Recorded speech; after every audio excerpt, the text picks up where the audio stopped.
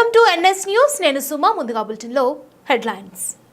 పలమనేరులో రోజురోజుకి శృతిమించిపోతున్న మట్టి mafia ఆగడాలపై MLA Amarnath Reddy తీవ్ర ఆగ్రహం వ్యక్తం చేశారు.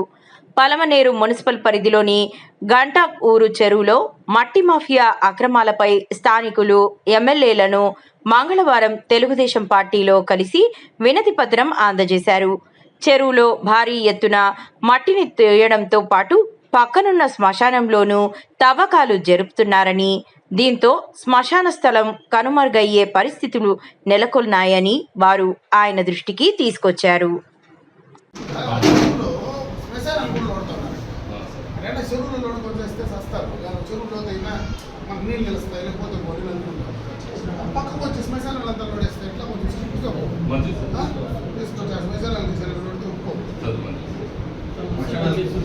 కంప్లైంట్ చేస్తే రైతులు కంప్లైంట్ చేస్తారు.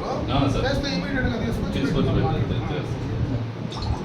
గత 20 సంవత్సరాల నుంచి నీళ్ళు వస్తుంటే ఒక నీళ్ళు రాలేదు. మొత్తం చేసినారు. రాజకాలంలో దాన్ని మన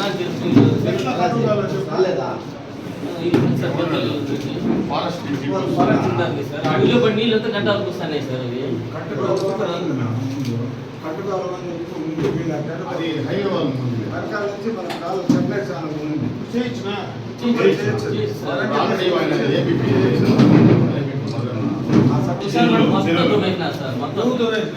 ఈ వీకోటలు బైరుడు పొలాలు అంటారు. మన గట్టాలో చెరువు ఆనుకొని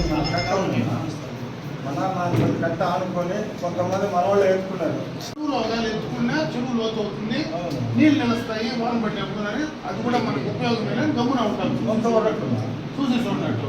అంతేగాని చెరువు ఇసుకు పెట్టేసి శ్మశానాలు వేసి వాటి క్లీనింగ్లు కూడా వచ్చేస్తే ఎట్లా సార్? వర్షాకాలం వచ్చింది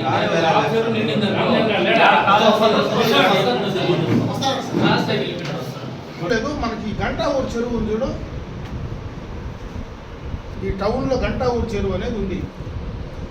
ఆ చెరువుకు సప్లై ఛానల్ బేసిక్గా అడవుల నుంచి సప్లై ఛానల్ వస్తుంది. దాన్ని ఇమీడియట్గా చూసి చెప్పి నాకు చెప్పు, డబ్బులు ఎట్లా దీంట్లో ఉండే దాంట్లో పెట్టేశాను, నాకు ఎస్టిమేట్ వేసి ఎంత అవుతుంది చెప్పు. దాంట్లో ఏదైతే ఉంది ఏ ప్రోగ్రామ్ అయినా